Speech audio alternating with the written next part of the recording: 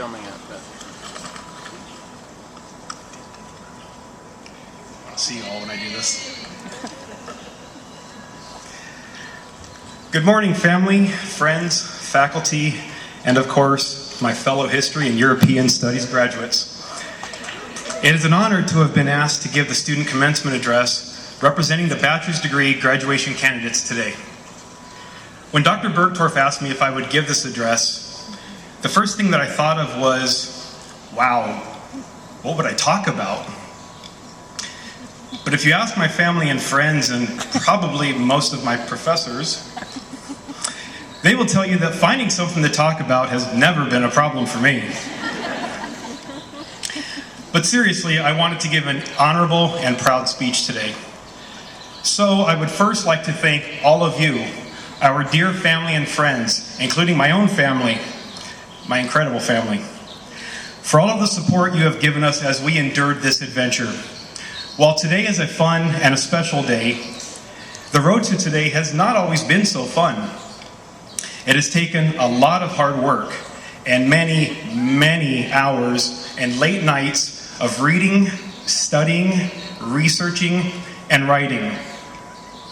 But you know, the most difficult thing my fellow history majors and I have had to endure is a conversation that I am sure almost all of us have had. It goes a little something like this. So, what is your major?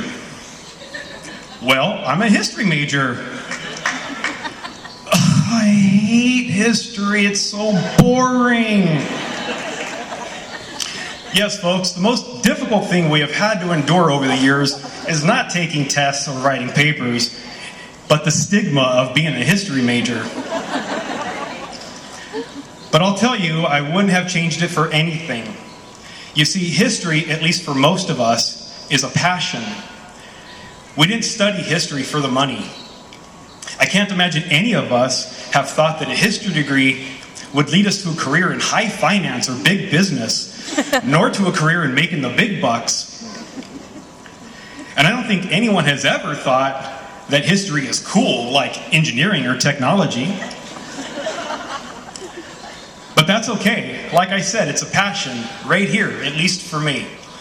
I can remember all the way back to the 4th grade, watching a film of the American militia during the Revolutionary War as they ambushed the British Army. And from that moment, I knew I loved history. And I always knew that someday it would be the subject I studied in college. The word history is a Greek word that means inquiry. The study of history is about acquiring knowledge through investigation, asking questions. What we have done here, most often in this building right behind me, is not learn history, nor do we just study historical events and memorize names and dates. What we did was read a lot, and think, and ask questions, and theorize, in order to reflect on a past event and use all currently available evidence, including new evidence, to interpret not only what happened, but why and how it happened, what events it led to or will continue to influence in the future, and what was significant about it. So what I want my fellow graduates to remember is this. This is your special day. The culmination of many years of hard work, probably being pretty broke, and sacrificing so many things, like having to give up fun nights with family and friends so that you could stay home and study for that exam or work on a paper, or giving up the chance to take a summer vacation so that you could use that time to take more classes and try to complete your studies quicker.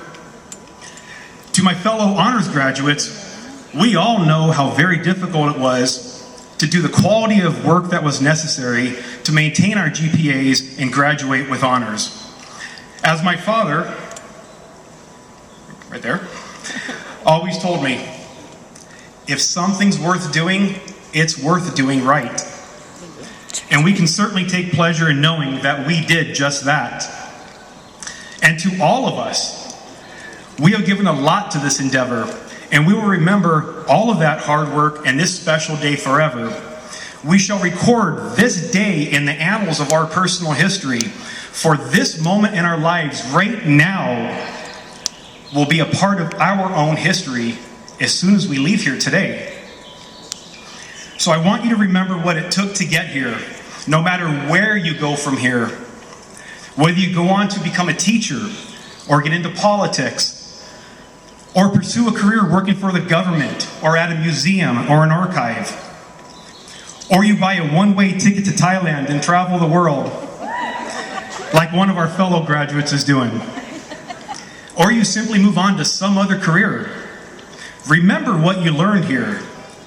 And remember the professors who taught and nurtured you, who shared their passion with you in the classroom.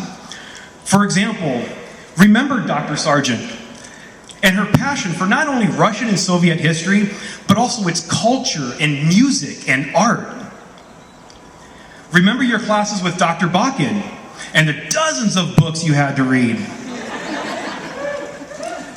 Which was okay, because you knew you were learning from one of the best.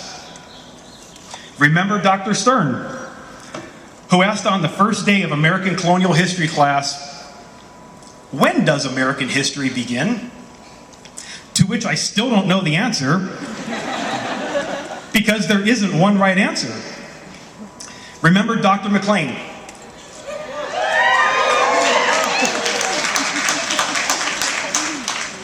I could stop right there, of course. But remember Dr. McLean, who is one of the nicest and most compassionate professors I personally have ever had the pleasure of working with.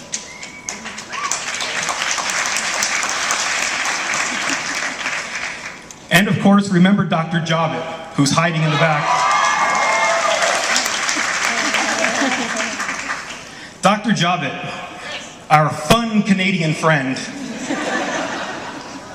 who implored you to think, to truly think deeply about an issue, and to use your mind when you read instead of just your eyes.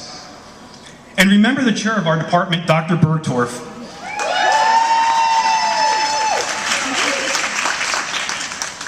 I took a summer writing class with Dr. Bergdorf.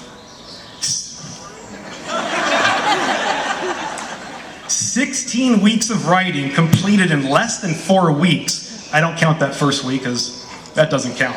16 weeks of writing completed in less than 4 weeks, and even that was fun. Finally, no matter where you go after you leave here today, remember the words of Herodotus, the Greek historian and the father of the modern study of history, who said that his researches are here set down to preserve the memory of the past by putting on record the astonishing achievements, both of our own and other people's. Indeed, graduates, you have achieved something astonishing today, and you have been trained and prepared for a future of more astonishing events and achievements. I am proud to call each of us historians, and I am equally proud to be a part of the Titan family with all of you. Thank you.